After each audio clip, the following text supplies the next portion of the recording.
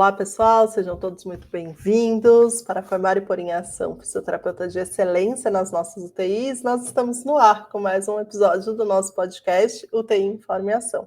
Eu sou a Débora, fisioterapeuta intensivista, e você pode me encontrar no @movimenta_UTI.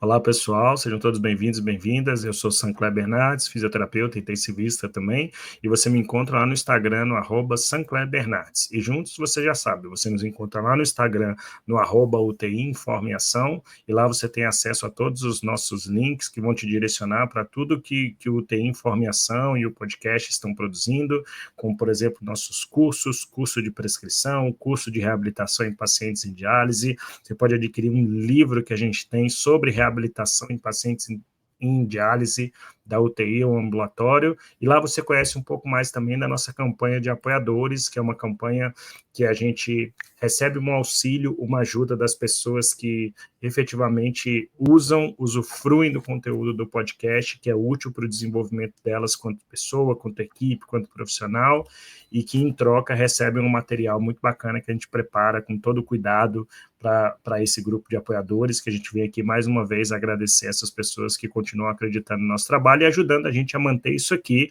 que a gente está fazendo agora.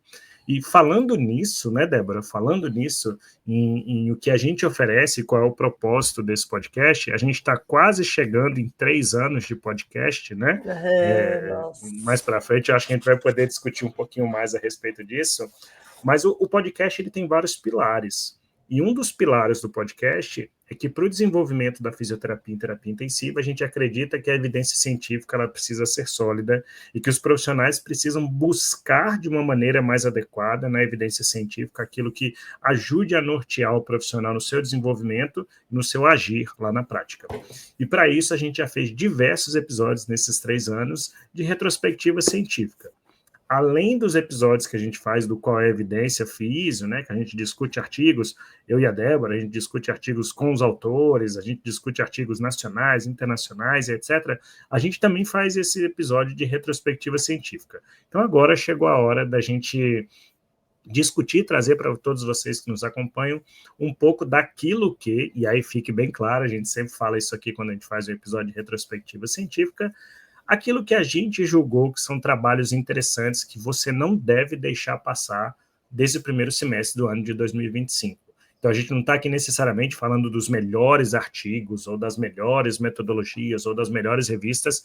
A gente está falando o que o UTI Informe Ação acredita que são informações interessantes, que vale a pena você ir lá, parar e gastar um pouco do seu tempo investindo nesse tipo de estudo, para que você possa se desenvolver melhor. Então, a gente vai começar aqui o que a gente julgou que foi interessante. Muita coisa bacana, né, Débora? Foi publicado em 2025.1 aí no primeiro semestre. Bastante coisa, e é o que você falou, né, Sancler, só para complementar. Na verdade, a gente não tem como abraçar tudo que foi publicado, né? A gente também entende que existem várias áreas e sub-áreas, né, subtemas, mas é isso, é o que dentro do nosso objetivo, das temáticas que a gente aborda aqui, no podcast, é o que a gente entendeu que dariam boas discussões também para trazer para a prática clínica, né? Então, essa é a ideia de hoje. Perfeito. E aí, assim, como nas outras retrospectivas, o nosso foco acaba sendo muito maior para a reabilitação mesmo, para as atividades de reabilitação que o fisioterapeuta faz na UTI, mas a gente também vai passar ali um pouco sobre questões, não sei se eu posso dizer, gerenciais, um pensamento um pouco mais a longo prazo também, e também por questões de suporte ventilatório, da parte de terapia respiratória, como a gente fez nas outras, inclusive correlacionando com episódios muito bacanas que a gente teve por aqui também nesse primeiro semestre de 2025. E aí eu queria dar um pontapé inicial, Débora. A gente já teve episódios, a gente discute muito aqui sobre o impacto que é a internação na UTI na força muscular. E a gente vem, né, questionando se é só na força, que tanto esse impacto de força se relaciona à função e tal, mas teve um trabalho muito bacana publicado neste ano, 2025, na Intensive Critical Care Nursing, que é um trabalho de um grupo da China, e esse trabalho ele fala sobre trajetória de força muscular e desfecho de pacientes críticos. Então foi um estudo prospectivo, um estudo de coorte, que os autores do grupo chinês acompanharam vários pacientes e viram o que acontecia com a força dos pacientes ao passar do tempo. e eles basicamente dividiam pacientes em três perspectivas diferentes. Os pacientes que melhoravam muito a força muscular com o passar do tempo pós-alta da UTI, os pacientes que melhoravam um pouco a força muscular e os pacientes que eles se mantinham ali com uma força muscular altamente prejudicada. E eles correlacionaram isso com desfechos, né? Então, eu acho que a gente já começa com esse pontapé de um olhar do impacto do que a gente faz agora em que acontece a longo prazo para os pacientes, né, Débora? É assim, até que ponto a nossa reabilitação está dando condições de uma reabilitação continuada para os pacientes quando eles saem da UTI. E aí o trabalho fala sobre isso e faz uma análise dos desfechos. Sabe que eu tenho gostado muito desse tipo de trabalho, queria muito ter dinheiro para poder pagar estatísticas tão interessantes, né, que têm feito parte desses trabalhos, porque eu acho que eles trazem uma informação super interessante assim, para a gente, né? Porque a gente vive se perguntando, né, na prática clínica, esse paciente, né? Será que eu deveria gastar mais tempo com esse ou com esse? Esse paciente, será que vai melhorar sozinho? Será que não vai melhorar sozinho, né? Será que precisa de uma reabilitação depois? E aí eu gosto muito quando vem esses trabalhos que dão uma categorizada, digamos assim, né, nas subpopulações, enfim, porque eu acho que direciona a gente de algum jeito, né? Porque eu acho que é importante a gente lembrar, e a gente sempre fala aqui, que o tratamento ele é individual, né, Sancler? Mas quando a gente tem um direcionamento, né, a gente individualiza a partir de alguma coisa, né? Então, acho que esses estudos eles vêm com esse direcionamento. Então, eu gosto bastante. O que eu acho interessante desse artigo, então, gente, o que eles fizeram, né? Eles avaliaram a força dos pacientes que estavam internados. Então, eles avaliaram na admissão da UTI, na alta da UTI e na alta hospitalar, né? E aí eles acompanharam por 12 meses, principalmente eles queriam ver mortalidade, enfim. E aí a ideia era caracterizar essas trajetórias, então, da força muscular desses pacientes e entender quais eram os fatores que estavam linkados com essas trajetórias. Uma coisa que é interessante e que eu acho que evoluiu bastante é o tipo de análise, né? E acho que eu já contei aqui essa história, mas eu vou repetir. Acho que não é o objetivo aqui a gente ficar falando muito assim de metodologia, enfim, mas para quem se interessa, né? E tem dois jeitos de você.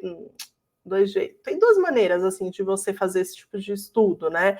Você pode começar o estudo já desenhando os grupos que você quer acompanhar, né? Que foi, não sei se já contei essa história aqui, a maior dor de cabeça que eu tive quando eu publiquei aquele artigo do Covid, na época do Covid na Critical Care, que foi a maior, digamos, discussão entre a gente e os revisores, né? Porque eles bateram muito na tecla de que a gente já começou desenhando os grupos, entendeu? Então, quem que eram os grupos que a gente achava que ia acontecer. Vocês tinham determinado antes, né? O que era a categorização de cada um. Exatamente, né? E aí tá tudo bem, né? Mas eu lembro que eles falavam muito assim: vocês não podem chamar de trajetória, porque vocês não deixaram livre para depois entender, né? E esse estudo da força ele fez isso, ele não determinou antes, né? O que ele fez foi acompanhar esses pacientes, né? Todos. E aí, com uma análise estatística muito robusta, que era isso que eu queria, né, aprender ou ter dinheiro para fazer, mas ainda não chegamos nisso, com essas análises muito de cluster, né, de agrupamento, eles jogam os dados para entender como que esse comportamento acontece. E aí, a partir desse comportamento, é que aí, então, no final, acaba trazendo essas trajetórias, né? Então, isso é interessante que eles não mexem antes, eles deixam lá para entender o que aconteceu no final, né? Isso. Enfim, e aí eles, então, foram avaliando, acompanhando esses pacientes, e aí, no resultado, então, saíram essas 3 categorizações que você comentou, né? Então, o modelo achou 3 tipos de trajetória para a força muscular dos pacientes na UTI, né? E aí ele chamou medida pelo hand grip, né? Eles mediram sempre pelo hand grip, Isso, admissão, alta da UTI e alta hospitalar.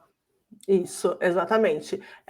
Então, assim, teve basicamente 3 grupos, né? E é bem parecido com o nosso de Covid, né? Mas, de novo, a gente não determinou antes, né? Mas eles então acharam aqueles pacientes que eles chamaram de melhora de alto nível, né? Que foi mais ou menos 14% dos pacientes, que eram os pacientes que tinham uma força de preensão boa na admissão, né? Uma força de preensão alta ali, e que foram melhorando, mantiveram e foram melhorando, ou seja, ficaram naquela faixa boa de força muscular durante a internação inteira, né? Aí teve um grupo no meio, que eles chamaram de melhora de nível médio, né? Que foi 47%, ou seja, né, quase metade dos pacientes, que eram pacientes, então, que iam aumentando a força de preensão durante a internação, a partir de uma linha que não era aquela tão boa quanto os pacientes anteriores, né? Eles tinham uma força, digamos, média ali, e aí eles conseguiam melhorar um pouco durante a internação. E por último, que era 38% dos pacientes, é o que ele chama de estabilidade de baixo nível, né? Que são os pacientes caracterizados pela força de preensão consistentemente baixa, né? Da hora que eles conseguem medir na admissão, né? Então, às vezes, o paciente estava sedado, depois, enfim. E durante todo o período do estudo, ou seja, da internação, esses pacientes continuam com uma força muscular baixa durante a internação, né? Então, eu achei super interessante, porque é isso que muito que a gente vê mesmo, né? Tem aquele paciente que a gente fala, tá tranquilo, e ele se mantém tranquilo durante a internação inteira. A gente tem aquele paciente que a gente vê que a gente investe e melhora muito, né, durante a internação, e a gente sabe que tem uma porcentagem de pacientes que a gente não consegue fazer melhorar durante a internação, né? Exatamente. E a gente está falando, inclusive, esse grupo de baixa estabilidade, né, que ele chama de valores de força muscular do hand grip que se associam com o diagnóstico que a gente conhece de fraqueza muscular adquirida na UTI. Está falando em torno de 10 ali, né? Se a gente considerar aí do sexo masculino, a maioria com diagnóstico de fraqueza. E aí, depois de acompanharem, né, eles acompanham essas pessoas durante meses após a alta da UTI, e aí, com esse tipo de estatística também que você falou, eles são capazes de identificar quais são os fatores que lá do começo, antes dessa trajetória ser delineada, dela ser desenhada, quais são os fatores que mais se associavam com a possibilidade de perder a força muscular, ou de ter uma força muscular baixa e de estar pertencendo a esse grupo que tem pior qualidade de força muscular. E aí eles veem coisas como, que a gente já esperava, mas coisas interessantes. A idade elevada, principalmente após os 65 anos, o sexo feminino, a gente sabe que tem um desenvolvimento de força menor, a massa magra antes da internação reduzida, então isso mostra a importância de uma vida ativa, independente do momento da criticidade, né? Você manter aquela história que hoje em dia a gente entende que a massa muscular ela é a longevidade. E uma coisa que me chamou a atenção também é a ventilação mecânica prolongada. Então, para aqueles pacientes que a gente está em quadro arrastado no ventilador, não consegue tirar, e depois que tira, fala, agora vamos começar a reabilitação, provavelmente você está fadando o seu paciente a se manter naquele nível pior ali. E o que é mais significativo é que isso se associa a maior mortalidade, né, Débora? Eles encontraram mais mortalidade no primeiro mês pós-alta para esses indivíduos que tinham essa fraqueza muscular mais importante. Exatamente. E sabe uma coisa que eu achei interessante, né? Que eles não só veem em relação a que grupo que esse paciente está, né, ou ficou, mas eles falam sobre a transição do grupo, né? Então, essa parte que eu acho que clinicamente ela é muito interessante para ele, né? Eles falam assim, quem são os pacientes mais fracos durante a internação e que não conseguem evoluir para o nível acima, né? Ou seja, melhorar e transicionar para um grupo melhor, né? Que seria uma melhor, um ganho ali de força, né? E uma melhora na força mesmo, né? E aí é isso. Então, pacientes, gente, se a gente tem lá na nossa, o que esse estudo, né, trazendo para a nossa prática mostra, né? Se a gente tem pacientes na nossa UTI com mais de 65 anos, eles têm menos probabilidade de conseguir se transferir para o grupo com melhor força do que, por exemplo, aqueles que têm 50, 45, 30 anos, né?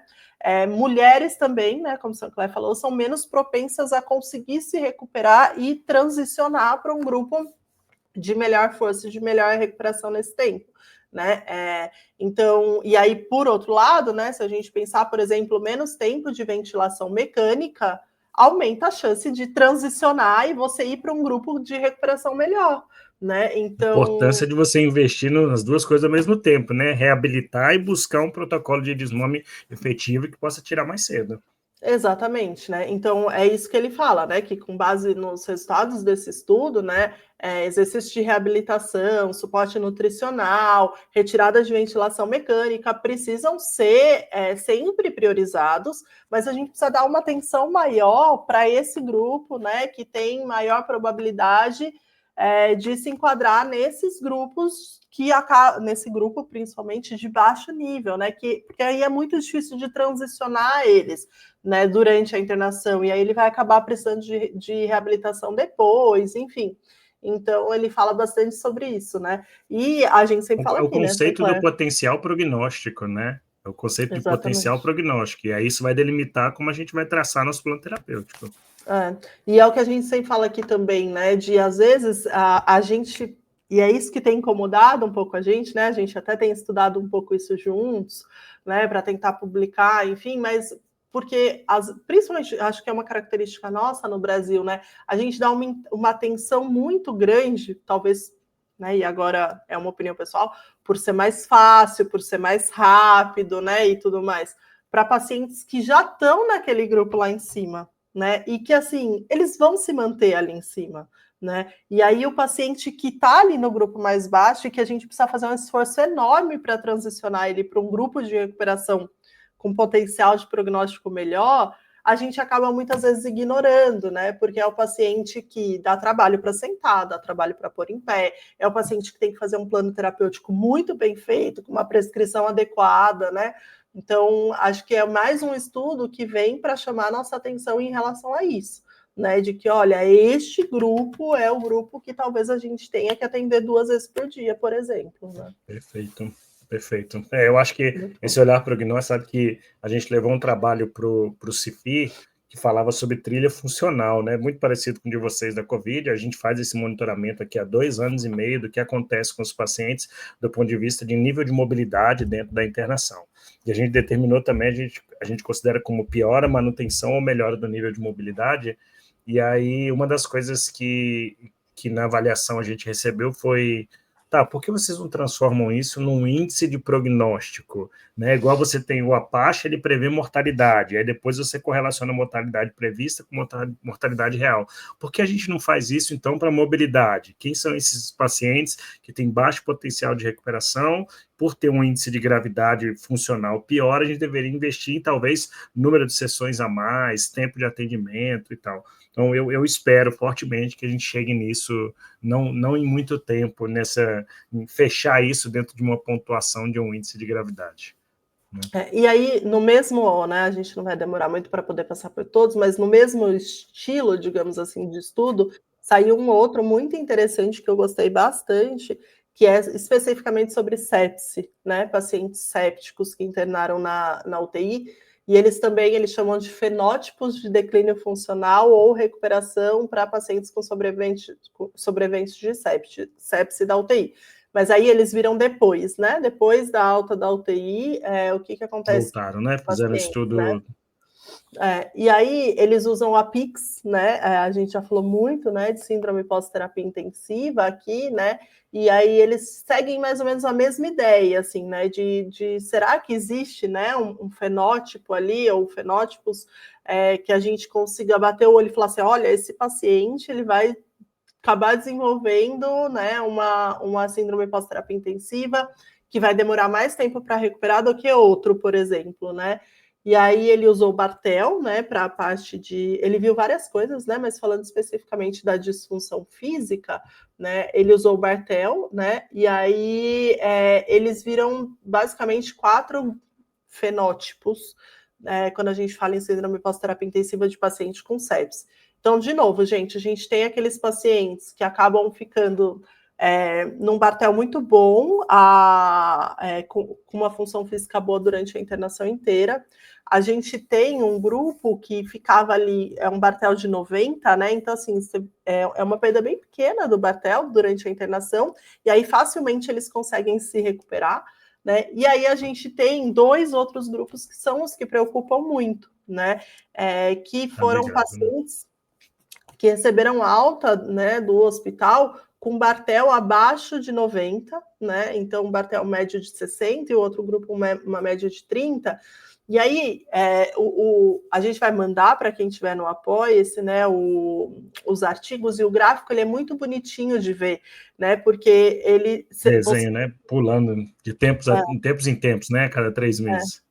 Em 3 meses eles melhoram, né? Mas, assim, veja, se você está falando, né? Por exemplo, se a gente pegar o grupo 4 aqui, que são pacientes que saíram do hospital com Barthel de média de 30, em 3 meses ele sobe para 70, o que é uma melhora muito expressiva. Mas, gente, ainda não é suficiente para garantir uma função física adequada para a atividade de vida diária, né? Em 3 meses, né? Em 6 meses eles recuperam 72. Um pouco mais, 72, que é pouca coisa, ou seja, em 6 meses, olha só, a gente não... Porque eles estão tão lá embaixo que a gente não consegue chegar, né? E aí, mais ou menos em 1 ano, a gente consegue ver um pouco mais de melhora, né? Então, ele chama atenção para o que ele chama de grupo 3, que seria o grupo que sai ali com uma PIX moderada, né?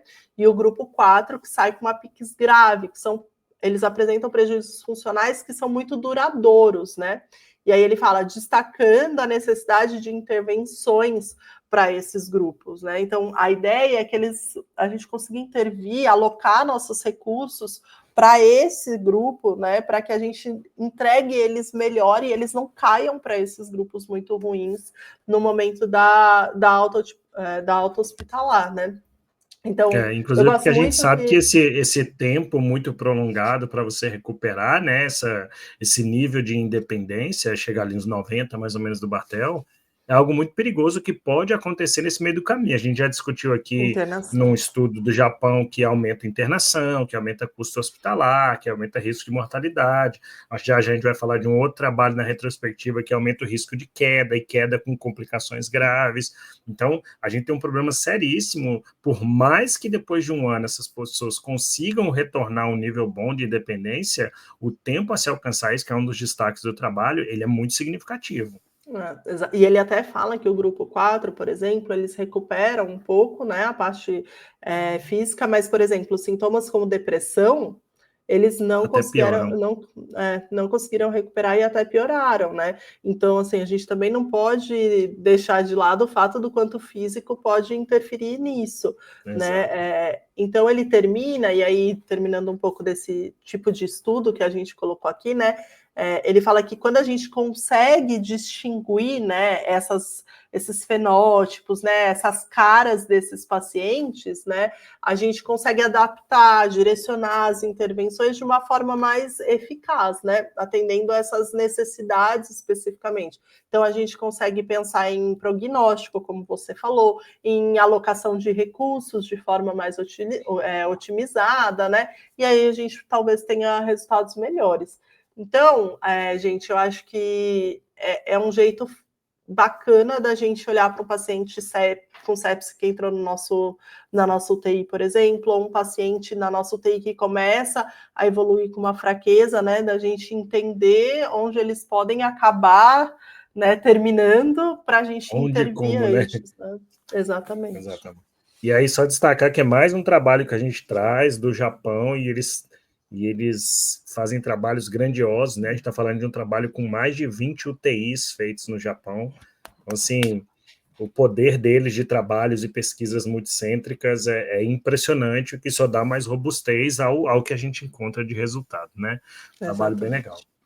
E aí, também seguindo nessa linha, Débora, eu queria que a gente fosse um pouquinho num trabalho que foi publicado na Critical Care Medicine, em junho agora, né, mês passado, que é da Selina Perry e vários outros autores, o Peter Morris, é um conjunto de vários, a Linda Dennehy, um monte de profissional que habitualmente publica sobre terapia intensiva e fisioterapia, que falam sobre a incidência e fatores de risco associado para queda em adultos após a internação crítica. Então, o que os autores fizeram? Eles estudaram como esses pacientes saíam da UTI, acompanhavam eles e fizeram uma aplicação de um questionário para quantificar o número de quedas e qualificar, ou seja, que tipo de queda era gerada com aquele paciente, que tipo de desfecho aquela queda promovia nos pacientes. E eles fizeram associação com o que poderia ser determinante para que essas quedas acontecessem. E aí são números um pouco assustadores, né, que o trabalho trouxe. Ele trouxe, por exemplo, que a taxa de quedas, ela chegava a mais de 4 quedas por ano por pessoa, e principalmente nos 3 primeiros meses de alta pós-hospitalar. E boa parte disso era desenvolvido com quedas com desfechos graves. Ou seja, o que é uma queda com desfecho grave? É que necessita de uma intervenção hospitalar, de cuidados médicos para a pessoa. Então, estava dizendo que boa parte desses pacientes que sobreviviam a cuidados críticos, o risco de queda é muito aumentado, principalmente no primeiro mês que esse paciente vai para casa. Isso tem total relação com esses 2 trabalhos que a gente falou agora, de qual é o nível de função e qual é o nível de força muscular que os indivíduos apresentam e a capacidade de recuperação que ele tem mesmo após a UTI. E aí os autores também... Diga lá, que depois eu falo. Não, pode ir. Eu vou fugir um pouco do trabalho em si para trazer um insight para a prática. Pode terminar. Beleza. Não, eu só ia colocar que... E aí fizeram um levantamento do que estava como fator de risco associado ao aumento do risco de queda para essas pessoas. E aí tinha número de comorbidades, tinha uso de medicamentos, tinha déficit de equilíbrio e tinha déficit de força muscular. Por isso que eu queria trazer agora, porque é mais um trabalho mostrando mais um problema para os pacientes que vão de alta da UTI com baixa força muscular. E assim, talvez seja chover molhado um pouco, mas é que a gente começa a determinar, e com esses, eu adoro também esses trabalhos que trazem os fatores de risco associados, começa a determinar o olhar do fisioterapeuta logo na chegada do paciente, nos primeiros dias, aquele paciente que é idoso, que é do sexo feminino, que tem comorbidades, que está em ventilação mecânica e que você não tem perspectiva de retirar do ventilador naquela primeira semana. Ok, talvez seja o paciente que você não esteja fazendo nada de reabilitação no momento, e acho que com totais indicações de não se fazer nada, se tiver muito sedado e tal. Mas você tem que ligar um alerta que vai ser o paciente que, assim que possível, vai precisar de um investimento muito maior da equipe de fisioterapia para reabilitar esses pacientes. Ou a gente vai entregar eles dessa maneira para a sociedade. Mas aí eu vou fazer um contraponto, ou um contínuo ponto, porque não é tão contra assim, que quando eu li esse artigo, uma coisa que me veio na cabeça foi a discussão da nossa participação no momento da alta, né? A gente falou isso, né? A gente não falou isso exatamente, mas a gente falou recentemente no episódio de o atendimento, o cuidado do paciente, ele não acaba no atendimento. E para mim, esse estudo mostra muito isso, né? Então, assim, eu tenho um paciente na UTI, que ele está indo de alta, eu preciso conseguir reconhecer que esse paciente, por exemplo, se ele tem várias comorbidades, se eu sei que ele está indo embora e agora ele vai fazer o uso de, sei lá, um vasodilatador, ele vai fazer o uso de medicação para dor e blá, blá, né? Então, ele está indo de alta com um monte de remédio, ele ficou um pouco fraco.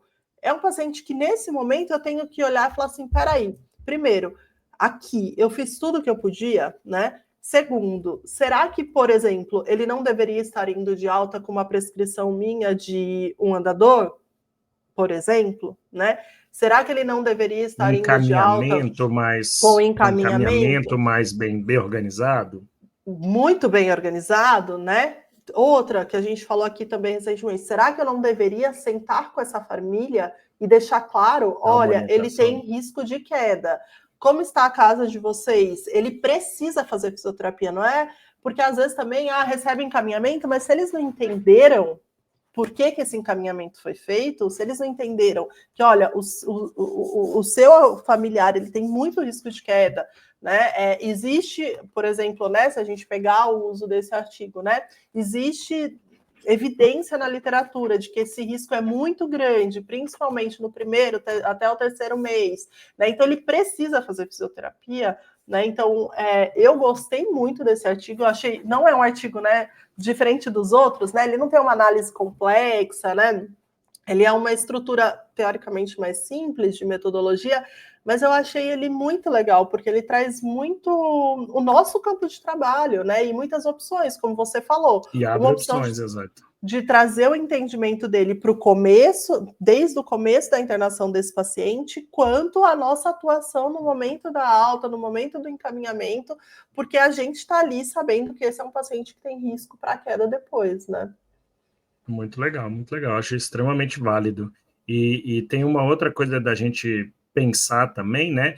É que é transformar realidades. O próprio acompanhamento com o médico desses pacientes, ele tem uma certa lacuna, porque esses pacientes são tratados pelos intensivistas e depois os intensivistas direcionam para alguma especialidade clínica. Então, se o paciente talvez entrou por uma pneumonia, ele vai ser acompanhado por um pneumologista ou infectologista quando ele sai da UTI, mas ele está cheio de sequelas, não só físicas, sequelas cardíacas, nefrológicas e etc., da internação. Então, fica até mais difícil até dar esse tempo dessa pessoa, dessa subespecialidade, falar assim, olha, você vai precisar de fisioterapia para a sua reabilitação, porque talvez o intensivista pudesse fazer isso também no seu encaminhamento, médico intensivista, né? Ó, vou te passar para o pneumologista, para o infectologista, para o cardiologista e para o fisioterapeuta também. A gente sabe que na nossa sociedade o encaminhamento ainda é muito forte. Então, é uma questão cultural muito interessante que esse trabalho mostra uma opção, uma oportunidade de entrada em mercado de trabalho cada vez maior da gente também. Por exemplo, se a gente vai para congresso, né, que a gente fala de UTI, de síndrome pós-terapia intensiva, um dos grandes problemas é a polifarmácia, né? Os pacientes saem da UTI com muita medicação, né? E aí a gente viu que a polifarmácia é um aumento para risco de queda, né? Muitas medicações. Então, acho que é isso, aí juntando essas informações. E, gente, lembrar, né? Se o paciente está saindo da UTI, como? Né? Ah, ele andou, tá bom, mas ele andou com você e com outra pessoa, né?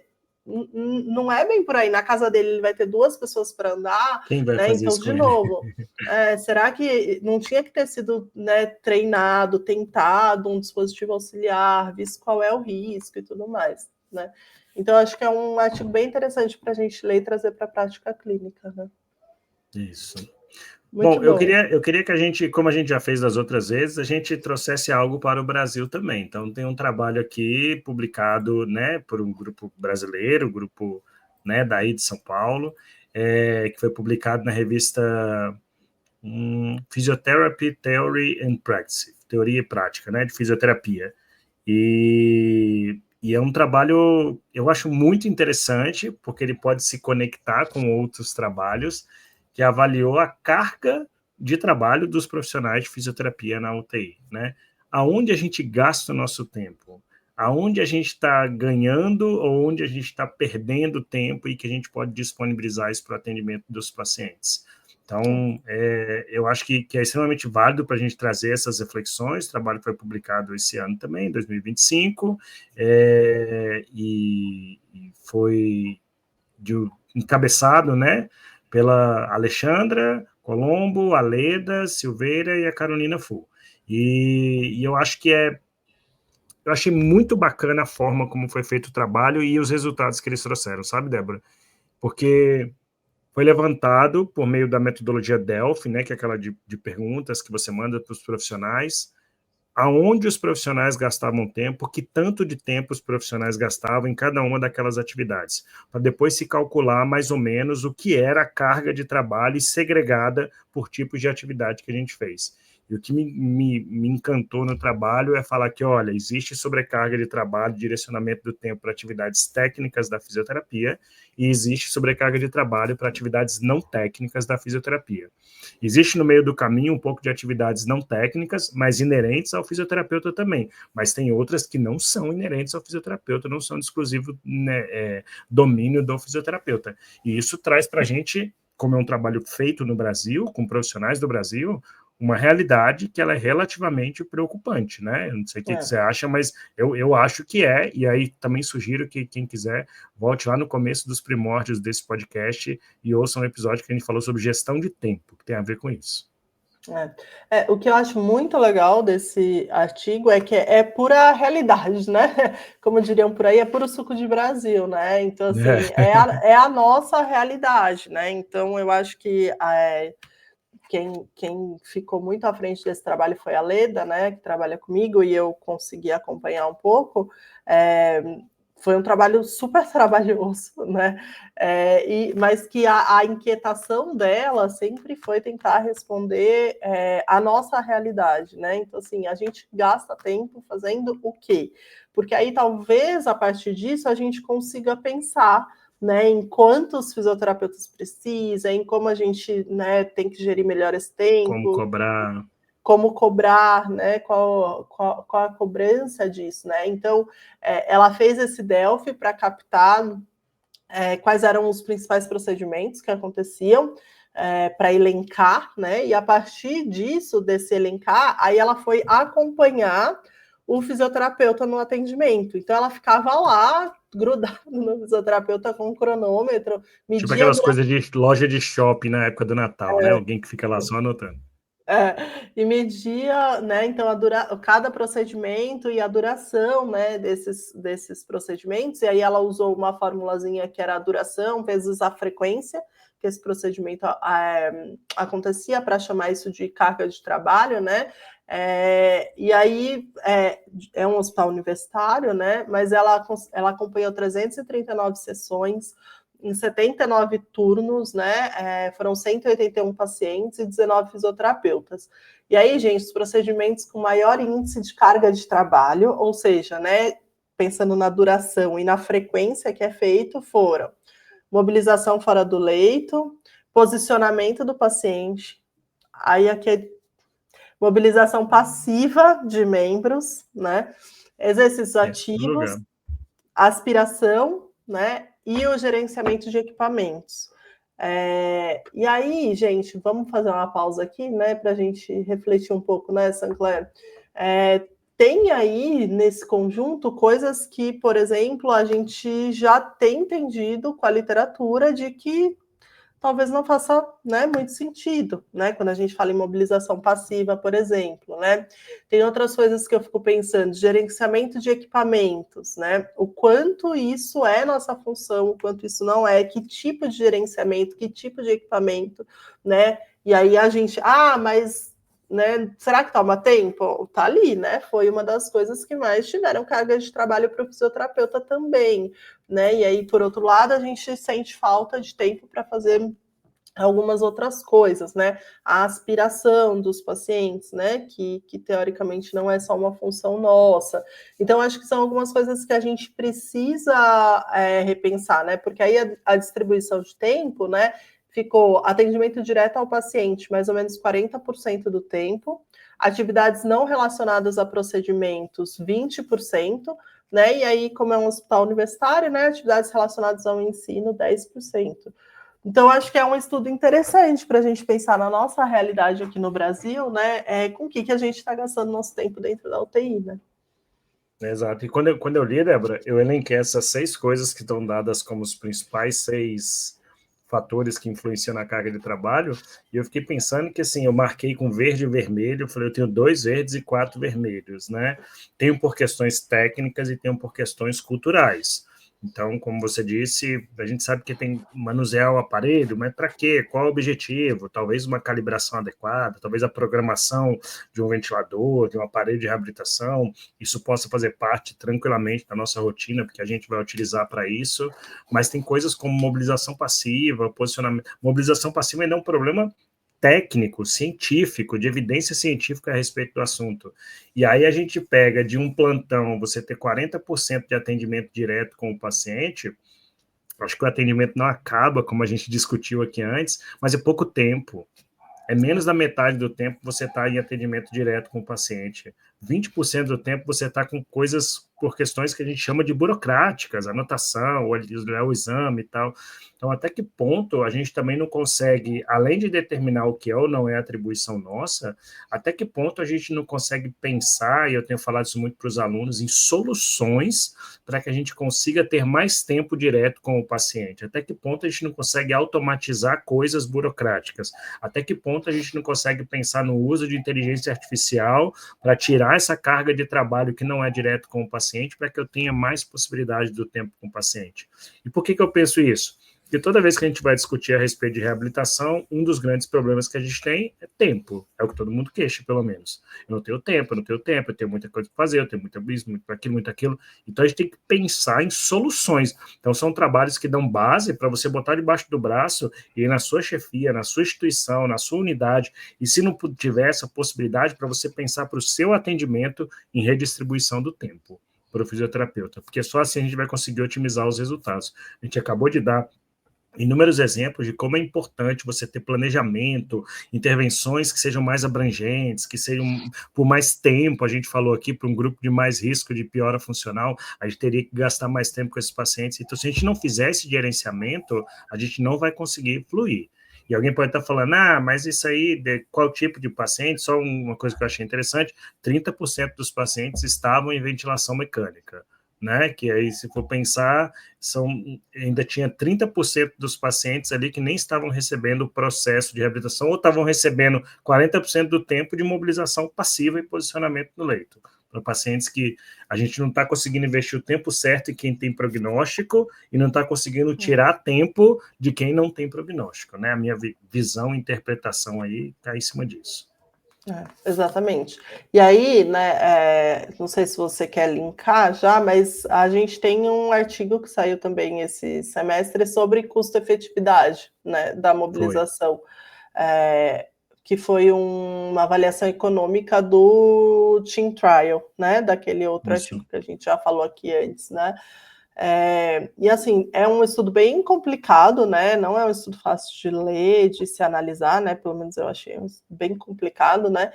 Mas eu acho que traz aí uma discussão para a gente, né? Porque quando a gente fala em custo-efetividade, né, tem tanta coisa que vai pesar ali, né? Para a gente falar, está sendo efetivo, custo-efetividade do que a gente tem feito, do que a gente não tem feito, mas como a gente tem feito, qual que é o desfecho que a gente está levando em consideração para fazer essa avaliação, né? Mas não deixa de ser um tema que a gente precisa trazer para a mesa, né? Que é se a gente está querendo colocar ali a nossa profissão dentro da UTI como uma coisa que precisa ser paga, que precisa ser investida e tudo mais, a gente precisa pensar em custo-efetividade, né? Exatamente. E tem outras coisas, né? Esse estudo foi feito na Austrália, foi derivado do Team Trial, daquele estudo que avaliou mortalidade a longo prazo. As questões econômicas são diferentes, né, nos países. Então, talvez, como é que a gente vai fazer um estudo de custo-efetividade num hospital do SUS universitário, um hospital do SUS que não é universitário, um hospital privado de primeira linha? É bem complicado da gente trazer isso para cá. Mas uma coisa que no final das contas chama a atenção é que, feito pelos cálculos nos moldes das questões financeiras de saúde na Austrália, os autores não encontraram muita diferença, né, Débora, em relação ao custo-efetividade de quem melhorou, de quem recebeu o protocolo do Team Trial, que era um protocolo mais rigoroso de mobilização, ou quem recebeu cuidados usuais. Então, assim, eu não sei te dizer, eu tenho uma tendência a pensar porque com o protocolo, sem o protocolo, talvez as nossas intervenções de reabilitação elas não tenham tanta variação de custo. Eu também fico pensando sobre isso, sabe, Débora? E aí, em relação à efetividade, sim, mas aí passa a ser tão pequeno isso, porque todo mundo tem um custo relativamente baixo na reabilitação. Eu lembro que uma vez eu assisti uma palestra sobre isso, sobre custo e efetividade na reabilitação, e o palestrante dizia isso, ele falava assim, é uma intervenção relativamente barata dentro do cenário de cuidados críticos que a gente tem. Então, o gasto é com um ou outro equipamento, que diluído passa a ser um gasto baixo para a unidade, e um profissional que não é o profissional que tem maior salário dentro do serviço. Então, esse custo-efetividade, o custo não é tão alto para a intervenção de reabilitação. E os autores encontraram isso, que lá pelo Team Trial não teve muita diferença. Então, eles consideram que a relação custo-efetividade, ela não apresentou diferença entre o grupo de protocolo e o grupo cuidados usuais. Apesar de resultados, a gente sabe que o grupo do protocolo teve um pouco mais de resultados favoráveis do ponto de vista de função, nível de mobilidade, etc., só não reduziu a mortalidade. E assim, né, de novo, a gente entra na discussão que é sempre do Team Trial, né, que é o grupo controle, não é exatamente o que efetivamente acontece sempre, né, já é um grupo bem estruturado de fisioterapia, né? Então também tem isso, não encontrou, mas talvez o grupo, o controle já é um grupo muito bom, né? E talvez por si só ele já talvez achasse alguma relação de custo-efetividade. Mas eu acho que é um assunto que ainda a gente está muito no começo, né? Quando a gente fala em evidência, em trabalho, e não sei, tenho minhas dúvidas se ele é um artigo que a gente consegue levar tanto em consideração para trazer para a tomada de decisão, pelo que você falou, né? Eles levaram muito em consideração o sistema de saúde da Austrália, obviamente, foi feito lá, enfim, né?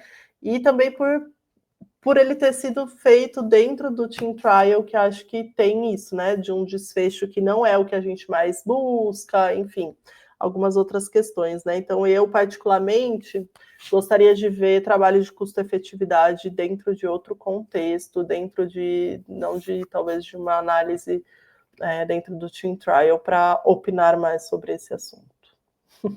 Os autores até citam uma coisa que é curiosa, né?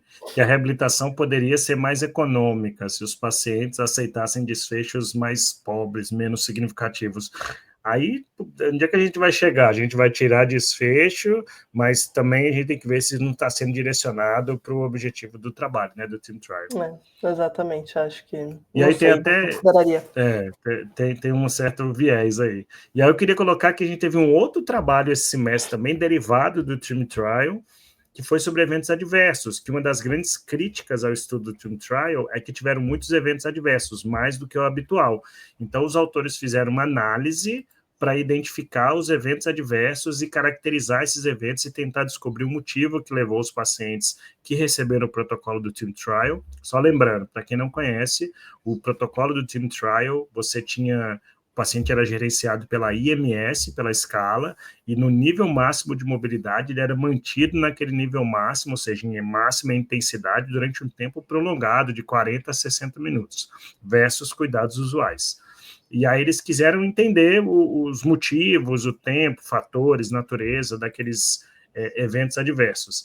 E aí eles viram que a quantidade de eventos adversos foi de 10% no grupo que recebeu o protocolo, contra 4% no grupo que não recebeu o protocolo, o grupo de cuidados usuais.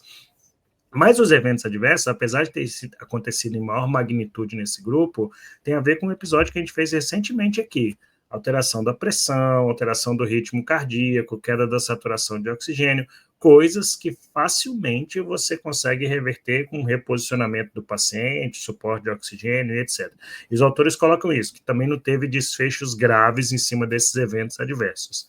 Mas destacam uma coisa, o tempo até acontecer o evento adverso era mais curto nos indivíduos que faziam o protocolo. Eu acredito que muito por causa dessa questão da intensidade que o protocolo do Team Trial propõe. Uhum. Principalmente, não só a intensidade, desculpa, mas no tempo também, o tempo de atividade, né? Então, talvez se diluísse mais, isso diminuísse os eventos adversos. E comorbidades prévias também estavam associadas a isso. E os eventos adversos vinham em pacientes que tinham IMS mais alto, ou seja, que ficavam mais tempo em atividade, e as atividades eram de maior intensidade. Então, o Team Trial, ele deu vários estudos derivados aí, acho que é uma busca de tentar entender, e talvez tenha um pouco desse viés, de tentar justificar um pouco mais os resultados do trabalho, né? É isso. A gente tinha mais um, mas eu acho que a gente pode guardar esse outro e a gente faz um episódio só dele para a gente ter um tempo, porque daqui a pouco a gente tem que terminar, para a gente ter um tempo de falar sobre, para não dizer, eu sempre falo isso, né, no dia de retrospectiva, tem aquela frase, né? Para não dizer que não tem ventilação mecânica, só exatamente. tem reabilitação. Para não dizer que não falei das flores, pegue aí ventilação, alguma coisa, Sinclair. Não, tenho um trabalho de ventilação que eu queria colocar aqui, que eu achei interessante, foi publicado na Critical Care nesse semestre. O trabalho é de um grupo francês, e o grupo estudou o uso de VNI ou SENAF, mas para quê? Para como se fosse suporte respiratório preventivo, a VNI preventiva que a gente falou precocemente, né? E aí avaliava, foi muito legal o desenho do trabalho, eles pegavam os pacientes, antes de estubar, antes de fazer o TRE, passava um balão esofágico e colocava a tomografia de impedância elétrica, Então, eles avaliavam o esforço ventilatório, as alterações de ventilação, recrutamento e colapso alveolar nos pacientes antes do teste de respiração espontânea, após o teste e após os pacientes serem estubados. Então, se fazia com 20 minutos de cada uma dessas condições, se fazia essas análises.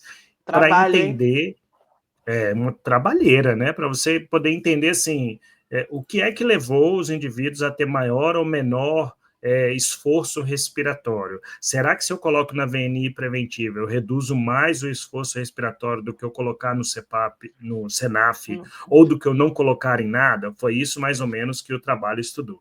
Né? Então, ele faz na ventilação invasiva, logo após quando sai com oxigênio, com VNI ou com CENAF.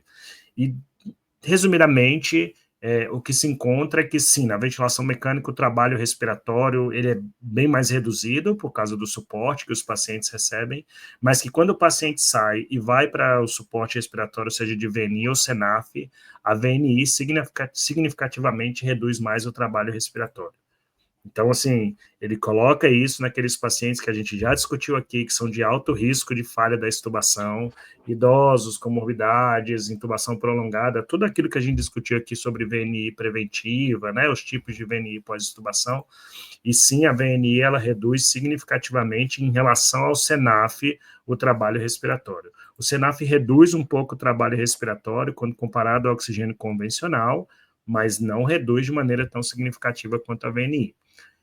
Vou ser bem sincero, por que eu gosto desse trabalho? Porque eu acho que depois da pandemia, o CENAF ganhou muito mais espaço, mas eu acho que ele ganhou um espaço, inclusive, demais, que ele não deveria ter ganhado. Eu acho que ele ganhou um espaço demais. Eu acho excelente, indiscutivelmente a melhor forma de oxigenoterapia, com algum certo benefício em trabalho respiratório, PIP, né, com o efeito PIP-alike, etc. Mas isso é subjetivo, é ganho secundário. Para você diminuir trabalho respiratório, bomba muscular e etc. Não dá para trocar, né? Eu acho que a gente não pode trocar. Tem vários trabalhos mostrando o CENAF não é inferior à VNI, mas a gente não tem nada palpável que diga o CENAF é melhor. E aí esse trabalho mostra, olha só, se você quer prevenir a reintubação, o ventilador, você fazer a VNI, diminui muito mais o trabalho respiratório. A gente está falando de bioimpedância, a gente está falando de pressão esofágica. Então, eu acho que traz para a gente um olhar de, assim, você é terapeuta respiratório, fisioterapeuta respiratório de UTI, não pense duas vezes. Primeiro lugar, vá assistir o episódio de VNI pós-extubação do podcast Tem Informação. E segundo, vá colocar a VNI preventiva nos seus pacientes, sem discussão aí. Todo mundo tem uma VNI na sua UTI, nem todo mundo tem um CENAF. Ainda tem essa outra observação, né? Só que tem uma observação, né? O que dá mais trabalho? Né? É isso. Ficar em cima, monitorizar, VNI, etc. Então, é muito mais complicado. Mas eu tenho caminhado por isso aí. Então, tem vários trabalhos. E sabe uma outra coisa, Débora? Só para a gente finalizar, que me chamou a atenção, como a gente ainda tem vários trabalhos sobre Covid sendo publicados, né? Eu sei que são dados que vêm da pandemia, mas são informações que, para a prática clínica, elas têm se perdido um pouco já no nosso dia a dia. Né? Exatamente. Bom, acho que era isso que a gente tinha. A gente vai mandar os trabalhos e assim algumas observações, né? Alguns os comentários nossos, né? De cada trabalho, um resuminho. Mas acho que esse episódio eu gosto bastante, porque é um episódio que a gente consegue fazer um apanhado, né, do semestre. Acho que a gente reforça aqui o nosso compromisso, né, de atualização constante, com referências bem publicadas, né? É gostoso, eu acho, também de olhar quem que está publicando, né? Igual você falou do Japão, o Japão tem publicado muito, né? E eles têm investido muito. Então, acho que é legal de reabilitação a gente acompanhar também, né? Trazer sempre, né? E mostrar que sempre tem um nós, né? Um do Brasil que também vale destaque, então, e tentar fazer esse gancho com a nossa prática clínica, né? Então, é um episódio muito interessante. Compartilhem, né? Aproveitem para compartilhar o nosso episódio, né? Para que a gente consiga também chegar, né? Às vezes as pessoas elas não têm esse tempo, né, de ficar fazendo buscas, né, de ficar escolhendo qual artigo vai ler, né? Então, a gente faz isso por vocês, então compartilhem para que a gente consiga manter todo mundo atualizado dentro da unidade de terapia intensiva, né? E fica aqui a sugestão, para quem ainda não está lá no Apoie-se, olhar o nosso Apoie-se, vir para o nosso grupo, porque vai chegar lá primeiro as informações e mais completas. A descrição para quem quiser está aqui na descrição do episódio, tem os dados de cada trabalho. Mas se você quiser algo que é muito mais prático e fácil, como a Débora colocou, a gente faz isso para você, envia para você, isso vai para a nossa comunidade do Apoia-se. Isso mesmo. Muito obrigado pela companhia, pessoal, e a gente se vê no episódio da semana que vem. Tchau.